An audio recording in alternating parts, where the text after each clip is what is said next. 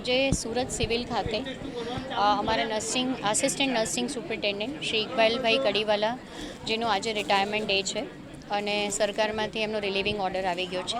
એટલે રિટાયરમેન્ટ કોઈ બી સ્ટાફનું થાય તો આપણે એક આયોજન કરતા હોઈએ છીએ.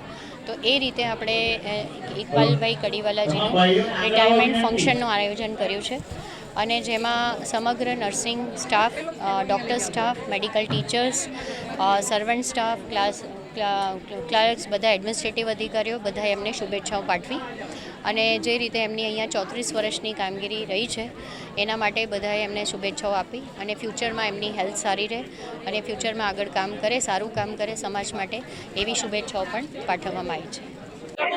મારી 34 વર્ષની ફરજ અને વિદ્યાર્થી કાળ સાથે 38 વર્ષની ફરજ મેં સેવા સમર્પિત, જરૂરિયાતમંદ, ગરીબ, આદિવાસી તમામને મદદ કરી છે. હું ગર્વથી કહું છું કે એક આઝાદીના દાંડી માર્ગનું જે ગામ હતું એમાં મારો જન્મ થયો. હું રાષ્ટ્ર સમર્પિત વ્યક્તિ છું. મારો પરિવાર પણ શિક્ષકોમાં છે. સિવિલ હોસ્પિટલ સુરતે મને ઇકબાલ કડીવાલા બનાવ્યો છે. આજ નર્સિંગ પરિવારે મને ઇકબાલ કડીવાલા બનાવ્યો છે અને ગરીબ દર્દીની સેવા એ મારા માટે પ્રથમ પ્રાધાન્ય હોય છે. દર્દી માટે ક્યારે કોઈની સાથે લડ્યો હશે, ક્યારે એના હક માટે કોઈને બોલ્યો હશે તો એ દર્દી માટે હું સમર્પિત છું અને જેની સાથે લડ્યો એને હું માફી માંગુ છું. મારું જીવન એ સેવામાં જ છે. હવે પછીની ઇવનિંગ એ મારી સામાજિક સેવા સાથે ગુજરાતભરમાં કોઈ પણ માણસને આરોગ્યલક્ષીની જરૂર હશે, કંઈ પણ જરૂર હશે તો 108ની જેમ જ મારો નંબર છે. કોઈ વિદ્યાર્થીને જરૂર હશે, એસોસિએશનમાં તો હું છું રહીશ અને નર્સિસને પણ સમર્પિત છું, નર્સિસ બહેનોને સમર્પિત છું અને નર્સિસ બહેનોએ જ મને લીડર બનાવ્યો છે. આ સેવા સિવિલ હોસ્પિટલ પૂરતી સીમિત હતી.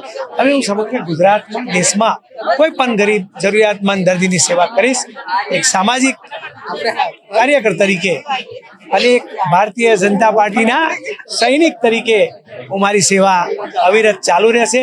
રાષ્ટ્ર સમર્પિત સેવા રહેશે, રાષ્ટ્રની ભાવના સાથેની સેવા રહેશે અને ભારત સરકારને સમર્પિત મારી સેવા રહેશે, રાજ્ય સરકારને સમર્પિત મારી સેવા રહેશે. મારા પરિવારમાં એ ભારતીય જનતા પાર્ટીના સંસ્કાર છે અને ભારતીય જનતા પાર્ટી એટલે દેશ સમર્પિત પાર્ટી. અને હું આ તબક્કે આદરણીય નરેન્દ્ર મોદી સાહેબ, વડાપ્રધાન સાહેબને વંદન કરું છું કે જેઓએ મને મુખ્યમંત્રી હતા ત્યારે રાષ્ટ્રપતિ એવોર્ડ પ્રાપ્ત થયો છે અને આ સરકારે મને ઘણું બધું આપ્યું છે, મારા પરિવારને ઘણું બધું આપ્યું છે. ત્યારે સિવિલ હોસ્પિટલ પરિવાર, સિવિલ હોસ્પિટલના અધિકારીઓ, તબીબોનો તમામનો આભાર માનું છું અને મારી સેવાઓ અવિરત, મારો જીવ જ્યાં સુધી છે ત્યાં સુધી ચાલુ રહેશે. એમાં કોઈ બિન બેક નથી.